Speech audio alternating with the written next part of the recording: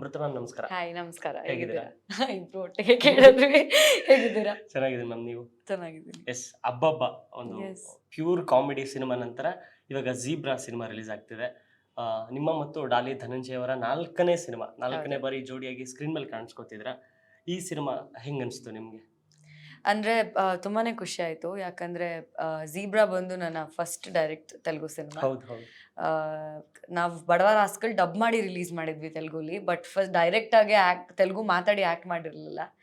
And ನಾವು ಹೊಯ್ಸಳ ಟೈಮಲ್ಲಿ shoot ಮಾಡಬೇಕಾದ್ರೆ ಹೀಗೆ ಡೈರೆಕ್ಟ್ರ್ ಬಂದು ಮೀಟ್ ಮಾಡಿ, ಇಲ್ಲ ನಮಗೆ ಕರ್ನಾಟಕ ಮಾರ್ಕೆಟಿಗೆ ಇದು ಬೇಕು, ಲೈಕ್ ನಾವು ಒಂದು ಸರ್ಪ್ರೈಸಿಂಗ್ ಎಲಿಮೆಂಟ್ ಬೇಕು ಅಂತ ಅಂದಾಗ ವಿ ಕುಡಂಟ್ ಥಿಂಕ್, ಬೇರೆಯವ್ರನ್ನ ಯೋಚನೆ ಮಾಡೋಕ್ಕಾಗಲಿಲ್ಲ ಅಂತ ಬಂದು ಅಪ್ರೋಚ್ ಮಾಡಿದಾಗ ತುಂಬಾ ಖುಷಿ ಆಯಿತು. ಸೊ ನಾನು ಈ ಸಿನಿಮಾಲಿ ಒಂದು ಕ್ಯಾಮಿಯೋ ಮಾಡ್ತಾ ಇದ್ದೀನಿ. ಅಂದರೆ ಫುಲ್ ಫ್ಲಡ್ ಸಿನಿಮಾಲಿ ಇರೋದಿಲ್ಲ. ಸೊ ಬಂದು ಎಷ್ಟು ನನಗೆ ಸ್ಪೇಸ್ ಇದೆಯೋ ಅಷ್ಟು ಸ್ಪೇಸ್ನ ತುಂಬ ಚೆನ್ನಾಗಿ ಯುಟಿಲೈಸ್ ಮಾಡ್ಕೊಳ್ಳೋಂಥ ಒಂದು ಪಾತ್ರನ ಕೊಟ್ಟಿದ್ದಾರೆ ಡೈರೆಕ್ಟರ್. ಆ್ಯಂಡ್ ಡೆಫಿನೆಟ್ಲಿ ಆ್ಯಕ್ಟರ್ಸ್ ಅಂತ ಮಾತಾಡಿದ್ರೆ ಅದರಲ್ಲಿ ತೆಲುಗುಲಿ ಸತ್ಯದೇವ್ ಅವರ ಜೊತೆ ಮಾಡಿರೋದು ತುಂಬಾ ಖುಷಿ ಇದೆ. ಯಾಕಂದರೆ ತುಂಬ ಒಳ್ಳೆ ವರ್ಸಟೈಲ್ ಅದ್ಭುತವಾದ ನಟ ಅವರು. ಆ್ಯಂಡ್ ಇಡೀ ಚಿತ್ರತಂಡ, ಪ್ರೊಡ್ಯೂಸರ್ಸ್ ಆಗಲಿ, ಡೈರೆಕ್ಟರ್ ಈಶ್ವರ್ ಅವರಾಗಲಿ, ಒಂದು ಟೆಕ್ನಿಷಿಯನ್ಸ್ ಸ್ಟ್ರಾಂಗ್ ಇರೋಂತಹ ಸಿನಿಮಾ ಝೀಬ್ರಾ ಆಗುತ್ತೆ. ಅಂದ್ರೆ ನೀವು ಯಾರ್ಯಾರ ಜೊತೆ ಸ್ಕ್ರೀನ್ ಶೇರ್ ಮಾಡ್ಕೊಂಡಿದ್ದೀರಾ ಅಂತ ಸಿನಿಮಾದಲ್ಲಿ? ಓನ್ಲಿ ಡಾಲಿ ಧನಂಜಯ ಅವ್ರ ಜೊತೆ ಇರ್ತೀರಾ ಅಥವಾ ಬೇರೆ ಕ್ಯಾರೆಕ್ಟರ್ಗಳ ಜೊತೆ ಕೂಡ ಸೀನ್ ಇರುತ್ತಾ ಅಂತ? ಇರುತ್ತೆ, ಬಟ್ ಮೇನ್ಲಿ ಧನಂಜಯ ಅವ್ರ ಜೊತೆನೇ ಜಾಸ್ತಿ. ಬಟ್ ಡೆಫಿನೆಟ್ಲಿ ಬೇರೆಯವ್ರ ಜೊತೆನೂ ಇರುತ್ತೆ.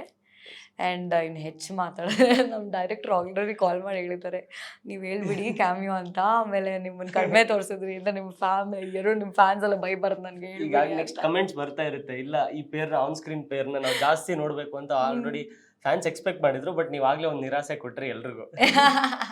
ಎಸ್, ಅಂದ್ರೆ ತೆಲುಗಲ್ಲೂ ಕೂಡ ನಿಮ್ದೇ ವಾಯ್ಸ್ ಕೇಳ್ಬೋದಾ ನಾವು ಅಥವಾ? ಇಲ್ಲ, ತೆಲುಗು ನಾನು ಡಬ್ಬಿಂಗ್ ಮಾಡಿಲ್ಲ, ಕನ್ನಡ ನಾನೇ ಮಾತಾಡಿದ್ದೀನಿ, ತೆಲುಗು ಮಾಡಿಲ್ಲ. ಆ್ಯಕ್ಚುಲಿ ಅದು ತುಂಬ ಡಬ್ಬಿಂಗ್ ಮಾಡಬೇಕಾದ್ರೆ ತುಂಬ ನೀಟಾಗಿ ಕಲ್ತು ಮಾಡಬೇಕು ಅಂತಿತ್ತು.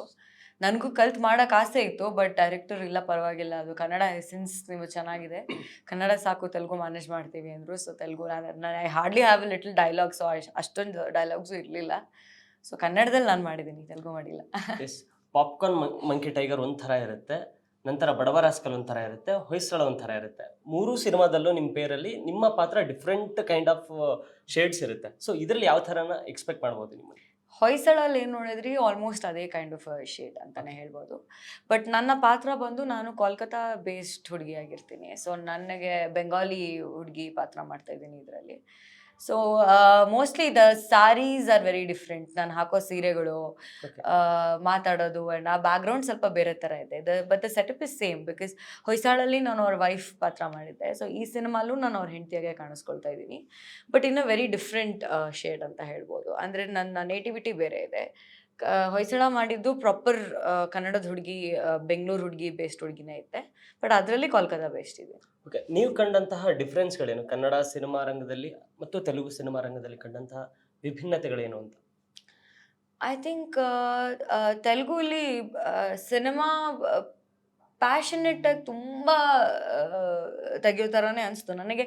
ಅಂಥ ವ್ಯತ್ಯಾಸ ಏನು ಕಾಣಲಿಲ್ಲ. ನಾವಿಲ್ಲೆಲ್ಲ ಹೇಗೆ ಆ್ಯಕ್ಟ್ ಮಾಡ್ತೀವೋ ಅದೇ ಥರನೇ ಅನಿಸ್ತು. ಭಾಷೆ ಬೇರೆ ಬಿಟ್ಟರೆ ಐ ಥಿಂಕ್ ಎಲ್ಲ ತುಂಬ ಪ್ಯಾಷನೆಟಾಗಿ ಸಿನಿಮಾ ಮಾಡ್ತಾರೆ. I think the scale is bigger comparatively. ಅಂದರೆ ನಾವು ಕನ್ನಡ ಸಿನಿಮಾ ಮಾಡಬೇಕಾದ್ರೆ ಅಷ್ಟು ವೈಡಾಗಿ ಮೋಸ್ಟ್ಲಿ ನಮ್ಮ ನೆಟಿವಿಟಿ ತಕ್ಕಂಗೆ ಸಾಕು ಅಂತ ಮಾಡ್ತೀವಿ. ತುಂಬ ಹೈ ಬಜೆಟ್ ಸಿನಿಮಾಗಳನ್ನ ಮಾತ್ರ ನಾವು ಆ ಲೆವೆಲ್ಗೆ ತೊಗೊಂಡು ಹೋಗ್ತೀವಿ, ಕೆಲವೊಂದು ನಮ್ಮ ನೆಟಿವಿಟಿಗೆ ಇಟ್ಕೊಳ್ತೀವಲ್ವ. But I think Telugu market is bigger. ಹೌದು. ಸೊ ಅದೊಂದು ಡಿಫ್ರೆನ್ಸ್ ಅನಿಸ್ತು, ಬಿಟ್ಟರೆ I don't see any difference. ಎಲ್ಲ ಸೇಮೇ ಅನಿಸುತ್ತೆ. ಇನ್ನೆಲ್ಲರಿಗೂ ಒಂದು ಸರ್ಪ್ರೈಸ್ ಸಿಕ್ತು ರೀಸೆಂಟ್ ಆಗಿದೆ, ಧನಂಜಯ ಅವರ ಮದುವೆ ಅನೌನ್ಸ್ಮೆಂಟ್. ಅದು ಜನಕ್ಕೆ ಸರ್ಪ್ರೈಸು, ನನಗೆ ಗೊತ್ತಿತ್ತು. ನಿಮಗೆ ಅದ್ರ ಬಗ್ಗೆ ಮೊದಲೇ ಗೊತ್ತಿತ್ತು?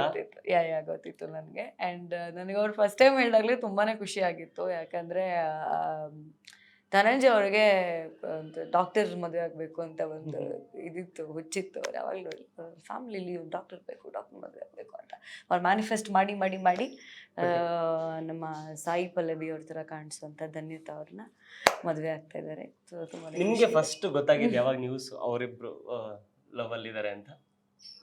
ಆಯಿತು, ಐ ಥಿಂಕ್ ಒಂದು 5 months. ಸೊ ನೀವು ಕೂಡ ಸೀಕ್ರೆಟ್ನ ಎಲ್ಲೂ ಬಿಟ್ಕೊಟ್ಟಿಲ್ಲ ನಿಮ್ಮ ಇಲ್ಲ. ಸ್ನೇಹಿತರು. ಮತ್ತೆ ಫ್ರೆಂಡ್ ಸೀಕ್ರೆಟ್ ಬಿಟ್ಕೊಡ್ತಾರ, ಹಂಗೆಲ್ಲ ಬಿಟ್ಕೊಟ್ಟಿಲ್ಲ. ಅವ್ರಾಗ ಅವ್ರೆ, ಯಾಕಂದ್ರೆ ಅವ್ರದ್ದು ಅನೌನ್ಸ್ಮೆಂಟ್ ಪ್ಲಾನ್ಸ್ ಇರುತ್ತೆ, ಅವ್ರು ಹಂಗೆ ಹೇಳ್ಬೇಕು ಅಂತ ಅನ್ಕೋತಾ ಇರ್ತಾರೆ. ಸೊ ನಾವು ಏನಕ್ಕೆ ಅದನ್ನ ಸ್ಪಾಯ್ಲ್ ಮಾಡ್ಬೇಕು ಅಂತ ಎಲ್ಲೂ ಬಿಟ್ಕೊಟ್ಟಿಲ್ಲ. ಓಕೆ, ಈಗ ಮುಂದಿನ ಪ್ರಶ್ನೆ ಇನ್ನೊಂದಿರುತ್ತೆ ಮ್ಯಾಮ್. ನಿಮ್ದು ಯಾವಾಗ ಅಂತ ಕೇಳ್ತಾರೆ ನಂದು ಯಾವಾಗ ಅಂತನಾ? ಇಲ್ಲ, ನಂದು ಇವಾಗ ತಾನೇ ಎಲ್ಲ ಫ್ರೆಂಡ್ಸ್ ಸೆಟ್ಲ್ ಆಗ್ತಿದ್ದಾರೆ. ಸೊ ನಾನು ಸ್ವಲ್ಪ ಲೇಟಾಗೆ ಆಗ್ತೀನಿ, ಗೊತ್ತಿಲ್ಲ. ಲೇಟೆಸ್ಟ್ ಆಗಿ ಹೇಳಿ, ನಾನು ಅನೌನ್ಸ್ಮೆಂಟ್ ಮಾಡ್ತೀನಿ. ಓಕೆ ಮ್ಯಾಮ್, ಮುಂದಿನ ಸಿನಿಮಾಗಳ ಬಗ್ಗೆ ಇನ್ನು ಬೇರೆ ಸಿನಿಮಾಗಳು ಈಗಾಗಲೇ ಫಾದರ್ ಶೂಟಿಂಗ್ ನಡೀತಾ ಇದೆ, ಅದು ಕೂಡ ತುಂಬಾ ಅದ್ಭುತವಾದಂತಹ ಸಿನಿಮಾ ಆಗುವಂತಹ ಲಕ್ಷಣ ಇದೆ. ಹೌದು. ಮತ್ತೆ ಬೇರೆ ಸಿನಿಮಾಗಳು ಮತ್ತೆ ಅದ್ರ ಬಗ್ಗೆ? ಸೊ ಇವಾಗ ಸದ್ಯಕ್ಕೆ ನಾನು ಫಾದರ್ ಒಂದೇ ಶೂಟ್ ಮಾಡ್ತಾ ಇದ್ದೀನಿ. 1-2 ಸ್ಕ್ರಿಪ್ಟ್ಗಳನ್ನ ಕೇಳಿದ್ದೀನಿ ಆ್ಯಂಡ್ ಸೈನ್ ಮಾಡೋ ಹಂತದಲ್ಲಿದೆ. ಸೊ ಅಗೇನ್ ಫಾದರಲ್ಲಿ ಕೂಡ ನಾನು ಕೃಷ್ಣ ಅವ್ರ ಜೊತೆ 3ನೇ ಬಾರಿ ಕಾಣಿಸ್ಕೊಳ್ತಾ ಇದ್ದೀನಿ. ಮತ್ತೆ ಅದೇ ಪೇರ್ ರಿಪೀಟ್ ಆಗ್ತಾ ಇದೆ.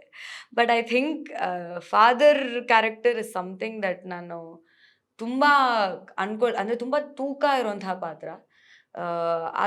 ಅದಕ್ಕೆ ನಾನು ಐಮ್ ರಿಯಲಿ ಲುಕಿಂಗ್ ಫಾರ್ವರ್ಡ್. ಯಾಕಂದರೆ ಅದು ತುಂಬ ಲಾರ್ಜ್ ಸ್ಕೇಲಲ್ಲಿ ಮಾಡ್ತಾ ಇದ್ದಾರೆ. ಪ್ರಕಾಶ್ ರೈ ಮೇನ್ ರೋಲಲ್ಲಿ ಕಾಣಿಸ್ಕೊಳ್ತಾ ಇದ್ದಾರೆ. ಸೊ ಅವ್ರ ಜೊತೆ ಸ್ಕ್ರೀನ್ ಶೇರ್ ಮಾಡೋವಂಥ ಎಕ್ಸ್ಪೀರಿಯನ್ಸ್ ಆ್ಯಂಡ್ ಆ ಮ್ಯಾಜಿಕ್ನ ನೀವು ಸ್ಕ್ರೀನ್ ಮೇಲೆ ನೋಡಬೇಕು. ನಾನು ತುಂಬಾ ಕ್ಯೂರಿಯಾಸಿಟಿಯಿಂದ ಕಾಯ್ತಾ ಇದ್ದೀನಿ ಫಾದರ್ಗೆ. ಎಸ್, ಝೀಬ್ರಾ ರಿಲೀಸ್ ಆಗ್ತಾ ಇದೆ 22nd ಆಡಿಯನ್ಸ್ಗೆ ಏನು ಹೇಳ್ತೀರಾ ಅಂತ? ಝೀಬ್ರಾ ತೆಲುಗು ಸಿನಿಮಾನೇ ಆಗಿದ್ರು ಕನ್ನಡ ಡಬ್ಬಿಂಗ್ ಎಷ್ಟು ಚೆನ್ನಾಗಿದೆ ಅಂತಂದರೆ, ಒಂದು ಡೈರೆಕ್ಟ್ ಕನ್ನಡ ಸಿನಿಮಾ ಕೊಡೋವಂಥ ಅಷ್ಟು ವಿಷಯಗಳನ್ನ ಝೀಬ್ರಾ ಹೇಳುತ್ತೆ. ಆ್ಯಂಡ್ ತುಂಬಾ ಪೆಪ್ಪಿ ಆಗಿರೋಂಥ ಸಿನಿಮಾ, ತುಂಬ ವಿಷಯಗಳು ನಡೀತಾ ಇರುತ್ತೆ. ನೀವು ಆಲ್ರೆಡಿ ಟ್ರೇಲರ್ ನೋಡಿರ್ತೀರ.